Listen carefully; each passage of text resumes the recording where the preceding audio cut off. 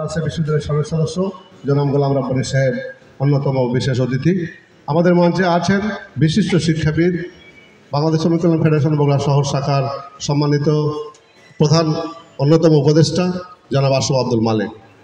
মঞ্চে আছেন অন্যান্য নেতৃবৃন্দ, নবনির্বাচিত কমিটির নেতৃবৃন্দ, সম্মানিত ডেলিগেট ভাই এবং বোনেরা, সাংবাদিক বন্ধুগণ, সুধীজন, সকলকে জানাই সালাম, শুভেচ্ছা এবং আন্তরিক অভিনন্দন।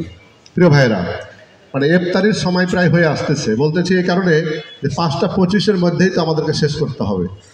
তো এই জন্য প্রধান বক্তা হলেও আমাকে স্বল্প সময়ের মধ্যেই আপনাদের কাছ থেকে বিদায় নিতে হচ্ছে। প্রিয় ভাইয়েরা আমার, আজকে আমি প্রথমে মহান রব্বুল আলামিনের শুকরিয়া আদায় করছি, প্রাণ ভরে হৃদয় উজাড় করে, যিনি আমাদেরকে এই সম্মেলন করার তৌফিক দান করলেন এবং আমরা সম্মেলনটা সুষ্ঠুভাবে সম্পন্ন করতে পারলাম। প্রিয় রাসূলের প্রতি দুরূদ পেশ করছি। আমরা আমাদের হৃদয়ের গভীর থেকে শ্রদ্ধা জ্ঞাপন করছি সেই সমস্ত শহীদদের, যারা এই দেশটাকে সাম্রাজ্যবাদের হাত থেকে মুক্ত করার জন্য, ভারতীয় আধিপত্যের হাত থেকে মুক্ত করার জন্য, যারা একটি শ্রমিক বান্ধব কল্যাণমূলক রাষ্ট্র প্রতিষ্ঠা করার জন্য যারা ফাঁসির রশি গলায় পড়েছেন, জীবন দিয়েছেন, রক্ত দিয়েছেন, ৭১-এ দিয়েছেন, ৫২-তে দিয়েছেন এবং সর্বশেষ গণঅভ্যুত্থান ২৪-এ দিয়েছেন। সকলকে শ্রদ্ধা করে তাদের চেতনাকে ধারণ করে আমি আপনাদের সামনে দু একটি কথা বলতে চাই।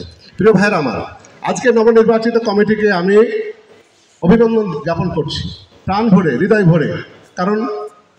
কারণ একটাই যে আমি যখন আজ থেকে ২৮ বছর আগে কাজ শুরু করেছিলাম, আপনারা যারা আজকে কাজ শুরু করলেন, তখন আমার সাথে কেউ ছিলেন না।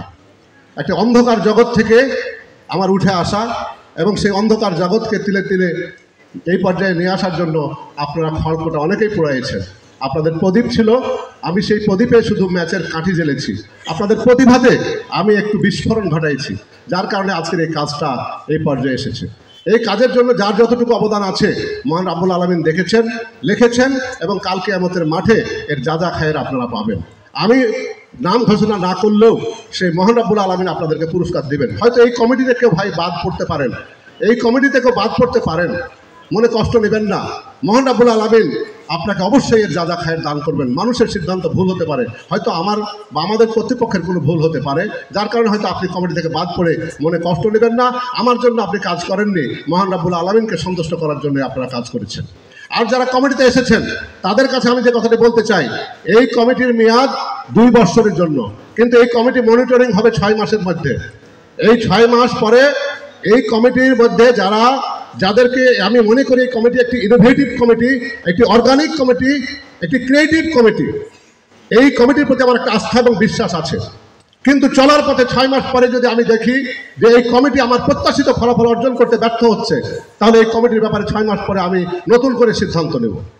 প্রিয় ভাইয়েরা আমার, এই জন্য আজকের এই কমিটিকে বলতে চাই, আপনারা আজকে যেমন অভিনন্দিত হচ্ছেন, আমরা মানুষের কাছে যেমন অভিনন্দিত হলেন, আপনাদের কাজের পর্যালোচনা ৬ মাস পরে যেন আপনারা অভিনন্দনের পরিবর্তে বিপরীত কিছু যেন আপনাদের ভাগ্যে না জুটে। প্রিয় ভাইরা, আমি এই কথাটাই বলতে চাই, এই কারণে শ্রমিক আন্দোলনের কাজ করা কিন্তু অত্যন্ত কঠিন।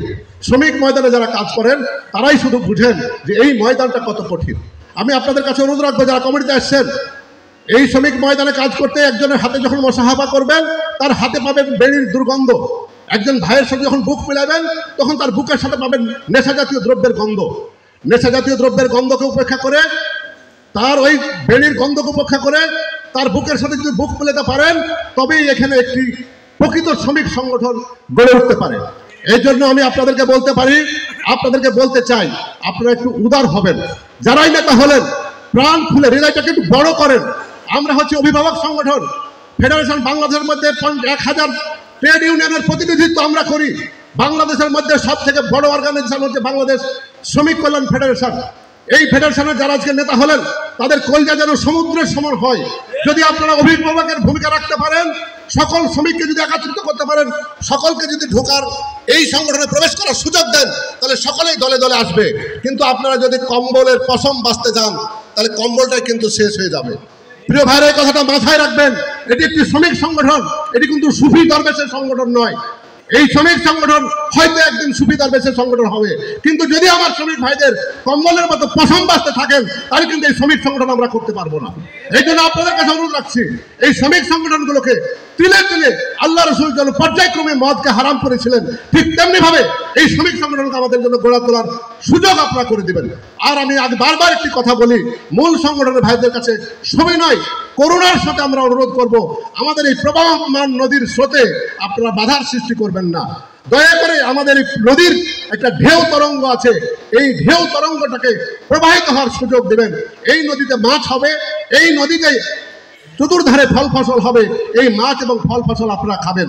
আপনারা মূল সংগঠন মহাসমুদ্র, আপনাদের মহাসমুদ্রের মহাগর্জন আছে, আপনাদের নদীতে হাঙ্গুর আছে, তিমি আছে, বড় সংগঠন। এই নদী একদিন আপনাদের সাগরে যে মিশবে, কিন্তু আপনারা যদি নদীর গতিপথে বাধা সৃষ্টি করেন তাহলে আমরা ক্ষতিগ্রস্ত হয়ে যাব।